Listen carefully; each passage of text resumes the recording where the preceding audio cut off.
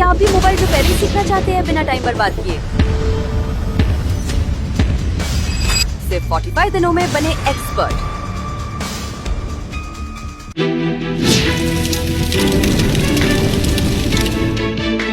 LDO का मतलब क्या है? लो ड्रॉप आउट। अब इसको समझिए ये किस तरीके से काम करते हैं कि फोन के अंदर बहुत सारी डिवाइसें अलग अलग लगाई जाती हैं और उन सभी को पावर अलग अलग टाइम पे चाहिए होता है। किसी को ज़्यादा पावर चाहिए, किसी को पावर क्या चाहिए, कम चाहिए, और कब चाहिए डिपेंड करता है कि कब हम उस डिवाइस को यूज़ करते हैं। जैसे मान के चलिए माइक, एक माइक लगा है फ़ोन के अंदर, तो माइक को पावर कब चाहिए? जब हम किसी को कॉल लगाएं या रिकॉर्डिंग ऑन करें। बाद बाकी का अगर उसको पावर मिलेगा तो दिक्कत है कि नहीं दिक्कत है? परमानेंट पावर इसको नहीं चाहिए, बैटरी जल्दी डिस्चार्ज होगी। अब मान लो माइक को चलने के लिए कितना चाहिए? 1.8 वोल्टेज चाहिए, कोई दिक्कत नहीं।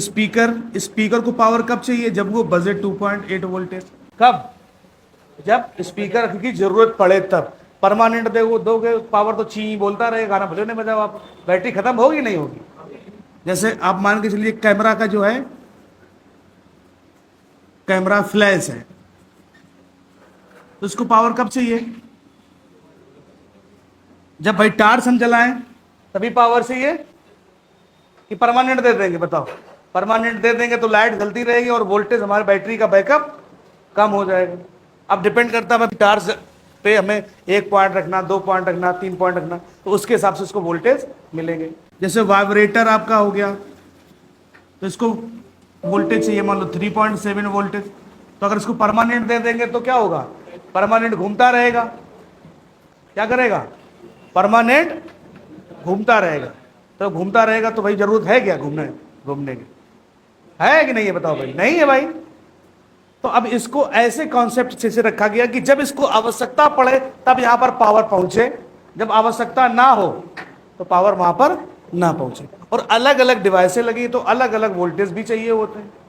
अब मान लीजिए कैमरा आपको ओपन करना है, तो कैमरा को पावर कब चाहिए? जब हमको परमानेंट को उसको पावर दे दें, क्या मतलब? कोई मतलब है? बताइए पहले। तो ऐसे बहुत सारी डिवाइसें फोन के अंदर लगी जिनकी रिक्वायरमेंट अलग अलग वोल्टेज और अलग अलग सेक्शन में होती है। एक्टिव सेक्शन इनको बोलते हैं कि जब ये एक्टिवेट होंगे तभी इनको पावर चाहिए होगी। समझाई बात नहीं? तो इसके लिए फोन के अंदर क्या लगाया गया? एलडीओ लगाया गया। क्या लगाया गया? एलडीओ, लो ड्रॉप आउट। यानी कि जब जिस सेक्शन को रिक्वायरमेंट है तो ऐसा आपको देखने को मिलेगा। 4 लेग का होता है। एक पे क्या है? वोल्ट इन। एक लाइन पे क्या है? वोल्ट इन। वोल्ट इन यानी 4.2 वोल्ट इसको दे दिया गया, यानी वीपीएच वोल्टेज मान के, या वी बैट यानी 4.2 इसको वोल्टेज दे दिया गया। प्लस है, ये प्लस लाइन होगी ना, प्लस वोल्टेज की प्लस हो गई। एक क्या कर दिया गया? इसको ग्राउंड कर दिया, मानी माइनस भी तो चाहिए, प्लस और माइनस। और ये है वोल्ट आउट, यानी कि माइक को चलने के लिए, मतलब समझिए माइक को लिए चाहिए या सिम के लिए चाहिए या किसी के लिए। और रिक्वायरमेंट कितनी वोल्ट आउट में है? 1.8 वोल्टेज। 1.8 वोल्ट की यहाँ पे आवश्यकता है, या 2.8 वोल्ट की आवश्यकता है। यानी स्पीकर लगा है, या अरे क्रिस्टल ले लो, क्रिस्टल को कितना वोल्टेज चाहिए? 1.8 चाहिए। एक्सो कब चाहिए? जब हमको फोन को ऑन करना तब चाहिए इसको, कि परमानेंट चाहिए? क्या नहीं चाहिए भाई, इसकी जरूरत नहीं है। तो जब क्रिस्टल फोन को बटन दबाई जाए तब ऑन होने की जरूरत हो, तब इसको पावर जाना चाहिए 1.8। तो यहां पर दे दिया गया इन्होंने कि अभी इस पे इसके पास तो वोल्टेज है लेकिन आउट होके नहीं जाएगा। वोल्टेज क्या रहेगा? 0 रहेगा। जब जरूरत लगेगी तो यहां से एक सिग्नल आएगा, इसको ई एंड सिग्नल बोलते हैं, इनेबल सिग्नल। जब इनेबल सिग्नल आएगा तभी यहां से वोल्टेज क्या होगा? आउट होगा। जब सिग्नल ये हट जाएगा तो वोल्टेज यहां से जाना क्या हो जाएगा? बंद हो जाएगा। ये कॉन्सेप्ट रहता है कि कब कितना वोल्टेज किस सेक्शन को देना है, उसी के हिसाब से एलडीओ फोन के अंदर लगाए जाते हैं। 4 लेग का होता है, एक वोल्ट इन, एक वोल्ट आउट, और एक पिन ग्राउंड, और एक पे क्या आएगा? इनेबल सिग्नल आएगा। अभी कहां से आता है? सीपीयू से आ सकता है, पावर से आ सकता है, किसी भी आईसी जो कंट्रोलिंग के लिए रखी जाएगी। ओके, तो इस तरीके का आपको देखने को मिलेगा 4 लेग का एलडीओ। और काम लिख लीजिए, जब जिस सेक्शन को जितने वोल्ट की आवश्यकता होती है उतने वोल्ट आउट करो। जब माइक को आवश्यकता पड़ी तो माइक के लिए वोल्टेज चला गया, जब स्पीकर को तब स्पीकर के लिए, जब रिसीवर को चाहिए तब रिसीवर को, जब क्रिस्टल है, कैमरा फ्लैश है, जो कैमरा है, नेटवर्क आईसियाँ हैं, जो भी आईसियाँ लगी हैं बोर्ड के रिक्वायरमेंट्स आप जब है तब तक वहाँ पे वोल्टेज ये पहुँचाएगा। ये है एलडीओ, लो ड्रॉप आउट। ऑनलाइन में समझ में आ रहा है आपको? ये देखो लगे 1 2 3, देख रहे हैं आप? ये ई एन का मतलब होता है इनेबल। हाँ, तो 1 2 3 ये 4 लेग के होते हैं और इनमें पिन में क्या होगा?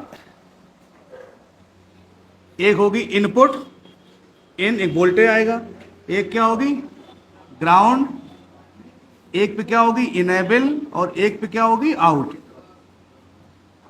इस तरीके से 4 लेग का ये कंपोनेंट देखने को मिलता है।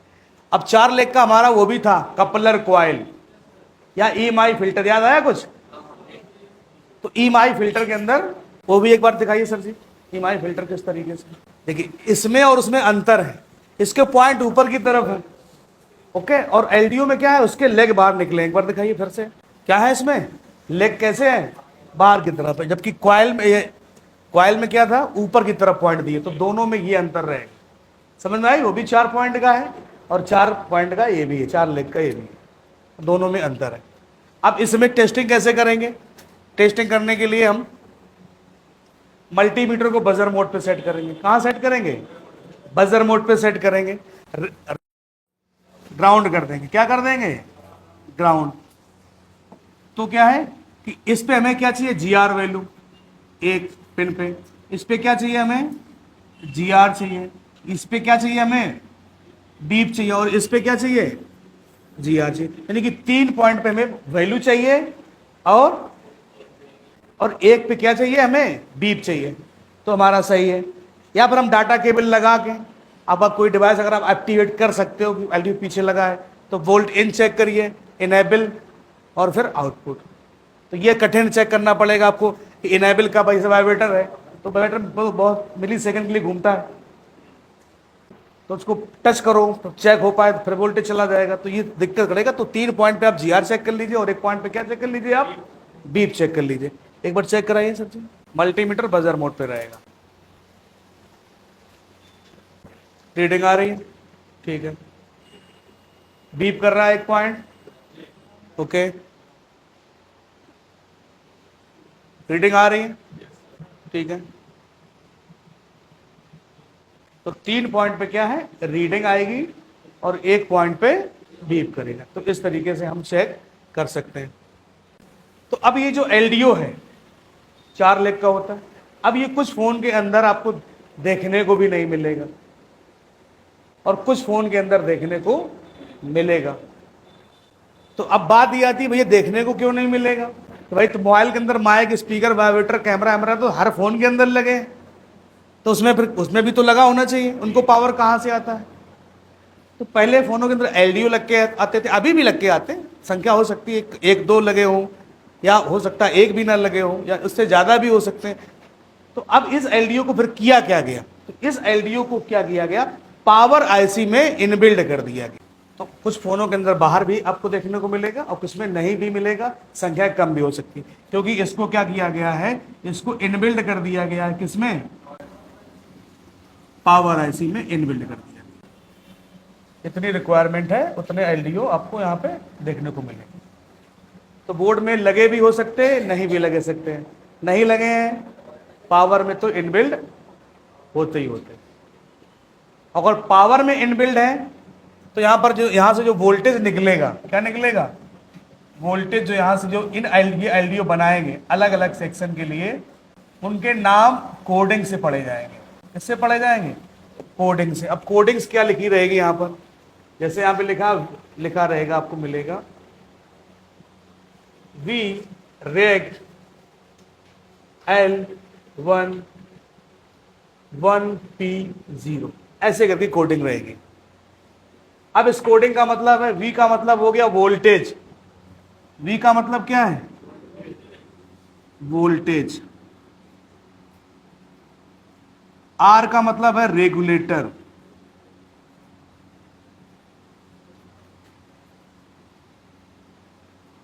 वी रेग। L1 का मतलब है